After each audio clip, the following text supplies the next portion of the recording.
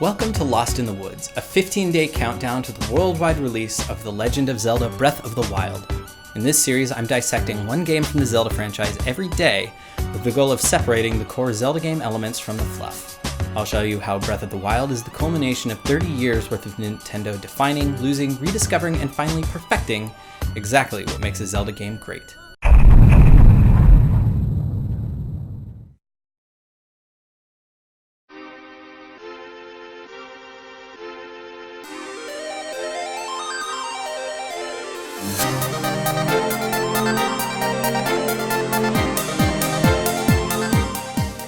Four Swords Adventures is not actually the first time the Zelda series had stepped into the multiplayer realm.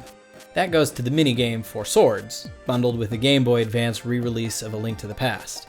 But since Four Swords Adventures on the GameCube really expands that concept and it polishes it up nicely, I figured I could get away with combining the two into one video. Apparently, Four Swords Adventures is the worst selling Zelda game of all time, which really is too bad because it's a cool concept. I'm sure it looked great on paper to integrate the console and handheld markets into one, but it just didn't do too well. It turned out that it was surprisingly difficult to play multiplayer because to do so required all of your buddies to have their own Game Boy Advances and a special cartridge that would allow you to plug your Game Boy Advance into the GameCube port to use as a controller. I mean, what a cool idea.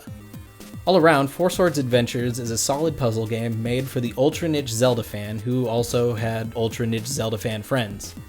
Nintendo makes fun games. That's what they do, and this game is no exception. I like it, it's fun, and it's a great party puzzle game. But I have absolutely nothing else to say about it as a Zelda title. If there was any semblance of holding on to the core concept of discovery and adventure through non-linear exploration, man, it was gone now.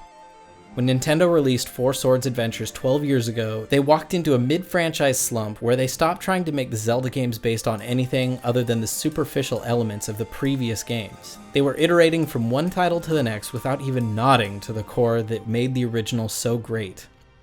Nintendo was officially lost in the woods at this point. Nobody, not even Nintendo, remembered what the core even was. To them, it seemed that to reawaken the Zelda franchise, it needed the next great 3D title. We needed a sequel to Ocarina of Time that would blow our socks off and give us that feeling that The Legend of Zelda gave us in 1987. But that game, the one Nintendo was working on, was exceptionally massive, and it was still in development. So Nintendo brought in their old friends from Capcom to help tie bands over just a little bit longer.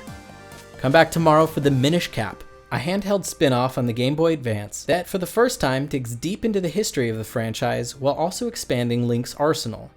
Could the origin story of Link be enough to get Nintendo to truly scrutinize the humble beginnings of their own franchise?